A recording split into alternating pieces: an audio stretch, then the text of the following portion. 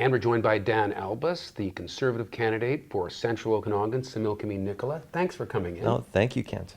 So here's your chance for people that perhaps don't know you super well to get to know you Yeah. a little bit better. How would you describe your approach to being a member of Parliament? Well, that's a good question. I really try to be accessible as I can. So I return people's phone calls on a regular basis. I door knock, I hold town hall meetings, and I like to be accountable to people. And so I also do a weekly MP report. And that MP report allows me to say what I'm doing in Ottawa, what the issues are, but also hear back if that resonates with people and whether or not I'm on the right track. And so I believe in being accessible, accountable, and most importantly, of course, is getting results. So in my first term, I was able to pass a private member's bill with the support of many, many people to break down interprovincial trade barriers when it came to BC wine. And so in this last Parliament, I was able to see some legislation adopted by the government. They actually took a credit union bill that I had tabled and had placed that in a budget bill. And also they took a change to the Bankruptcy Insolvency Act. I wanted to give the same protections that someone would expect with their RRSP to someone with a registered disabled savings plan. So if people set aside money for their children, especially when they have a disability, that's really important for them to have. And unfortunately, the law didn't have the same protection from creditors. So I was very happy to see that. Right. Okay. So you were the shadow cabinet minister for interprovincial trade, and then you were deputy in the finance, right? Yes, I was a deputy finance critic and served also as the small business critic, and now I'm the shadow minister for innovation, science, and economic development. So it's been a good path because it's allowed me to voice issues that perhaps are more national in scope, but really at the heart of it, Kent, my heart is here in the riding, my family's here in the riding, and I believe that that's where my mandate stems from, and that's why I do a listening tour every year, to find out what people here think, what they want, and go to Ottawa and share that. It's a tough geography to campaign.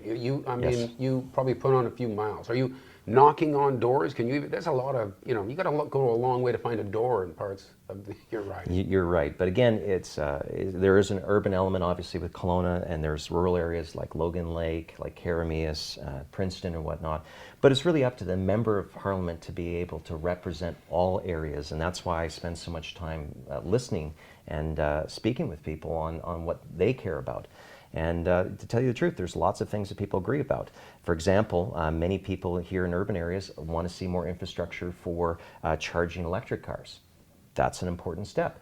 But how does that relate to people in Logan Lake and Princeton? Well, they have copper mines. And right. Copper is, there's 4 times the amount of copper in an electric vehicle than there in regular vehicles. Okay, you mentioned urban voters, electric cars. Is it fair? I mean, some people, when they're making their decisions, if they are really concerned about climate change, they kind of think of the Conservatives as being kind of scoring the lowest there. Well, no, I would simply say this. Look, there's going to be a transition to a lower carbon economy, but the whole world is not going to suddenly stop needing metal. Like I just said to you, the demand for copper will go up, and that means the mills, or I should say the mines in both Logan Lake and Princeton, you're going to see demand for that, and that supports their livelihoods in those areas. But again, this is where having that balance, where we're going to say, let's make valuable investments in public transit. Let's make investments in public infrastructure like EV charging stations. You got to remember, it was a Conservative government that brought Rapid Bus to West Kelowna, linking it to Kelowna, and that's allowed a lot of people to go to UBC Okanagan. So there's a lot of good things that we've done in the past, and there's a lot of good things we can do in the future if we listen and if we find that common ground between the urban areas and the rural areas. So Conservatives aren't pretending that there's no issue with climate change? No, climate change is real. It's mainly factored by industrial activity caused by humans. But again, we got to look at the trend. China is industrializing, so is India. The United States, they don't have a carbon tax. Washington State, just right below British Columbia, has had 2 referendums and has said no to a carbon tax twice. So we have to kind of look and see what we're doing. Canada is a trading nation, and if the cost of our products become more expensive than our competitors, that's going to leave us poor. A good example is forestry right now. Obviously, there's a perfect storm happening in the industry with timber supply, But let's not forget that they also have stumpage rates that are higher than many competitors. They have carbon taxes that their competitors don't have to carry. That we have topography that is largely more difficult to deal with in British Columbia. And so these are the challenges that are international in scope. But Justin Trudeau and the Liberal Party have led us to be less competitive in those areas and adding more taxes rather than trying to say, how do we deal with the causes of climate change? And that's, dirty power like from coal. How do we give scalable, affordable technologies and sell them to countries like India and China? They're only going to adopt those things and reduce their emissions if they can do so in an affordable way, scalable way. So that's something that I think we can do here in Canada. A great example is Struthers Tech in Penticton. Chris Struthers has actually traveled to Indonesia where they have a mine site that was utilizing diesel to mine the area. They weren't able to access the clean hydroelectricity that they had because of a dirty power system. And he was able to convert using that Canadian know-how so that they were able to get that clean energy there, effectively taking off the road the equivalent of all the cars in Penticton for a year. That allows them to develop their economy, that allows them to use clean hydroelectricity and lower their emissions.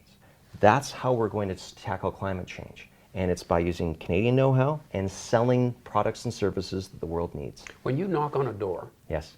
I guess you never know what you're going to get, right? We were talking about that ahead of the interview, that you never know. Yes. But if they just say yes, what's the first thing that you generally like to bring up? So I don't like to bring up very much. I just say, hi, I'm Dan. I'm running to be the local member of Parliament. Is there something that, in this election that you haven't heard, or what's important to you? And I leave it to them because I want to hear honestly from my constituents, or would-be constituents in this case. Again, many of them will offer sometimes something you don't know. And I was joking earlier that it's kind of like trick or treat. When you're a kid, you try to get to as many households as you can, so you can say trick or treat, and hopefully you end up with more treats than tricks. But I find that even when someone is not a supporter of me, I ask them that question and they give me something to chew on. And that's really important because whoever ends up going to Ottawa should represent the entire riding. Right. And people, if you encounter a door where you figure, okay, this person's not likely to vote Conservative, are you hearing that they're going to maybe vote Liberal in a respectful way, or is it kind of like the comments section you see under? I would say this, is that from my experience in the doors, we're getting a tremendous amount of support, but there's a lot of people that are undecided. So I think some of them may choose not to vote at all. Some of them may be disaffected Liberal voters who are just not happy with the multiple deficits of Mr. Trudeau, or maybe there's someone who was maybe a Green or NDPer that was disappointed that PR was promised them, proportional representation and some form of electoral reform was promised, and then none was undertaken. And so when I went to Ottawa, hearing those things, it's important to me that I represent it. So I talked about electoral reform. I think that's an important thing. I don't believe the other Kelowna MP ever talked about electoral reform on Hansard, at least. But I also believe that people need to hear that their representatives care about their issues, even if it's not natural to their party. And that reason is because this is a country and we believe in democracy. We believe in proper representation. All right. Well, we're way over time. Thanks for coming in and talking to us. Thanks so much. Dan Albas, and thank you for watching Kelowna Now.